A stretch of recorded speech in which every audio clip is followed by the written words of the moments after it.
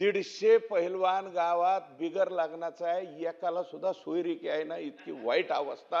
आणि आज परिस्थिती प्रकाशदादांनी काल प्रश्न या ठिकाणी विचारला, त्याला उत्तर दिलं भोयार साहेबांनी, परंतु ते चेष्टेच्या रूपामध्ये वाटलं। अध्यक्ष महोदय, परिस्थिती तशी नाहीये।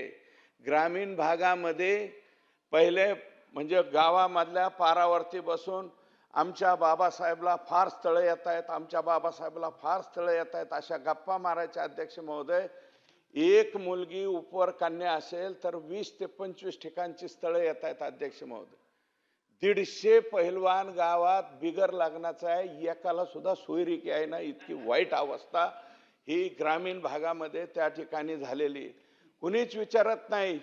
आणि म्हणून माझ्या पोराचं लग्न लावून द्या म्हणून एजंट सुद्धा त्या ठिकाणी तयार झाले। अध्यक्ष महोदय, कर्नाटकामधून मुलगी आणली जाते, 2 दिवस राहते, 10-15 दिवस सोन्या 10 तोळे सोने 5 तोळे सोन्यासहित ती मुलगी 2-4 दिवसात गायब होते। अशा काही टोळ्या सक्रिय झाल्यात। अध्यक्ष महोदय, या टोळ्यांवरती खरोखर कारवाई होण्याची आवश्यकता आहे। फार कमी लोक 420चा गुन्हा दाखल करतात, नाही तर लोक कशाला इज्जतीचा पंचनामा म्हणून केसच दाखल करायला येत नाहीत, ही सुद्धा वस्तुस्थिती त्या ठिकाणी आहे। महाराष्ट्रातील सर्व बातम्यांचे विश्वासार्ह व्यासपीठ,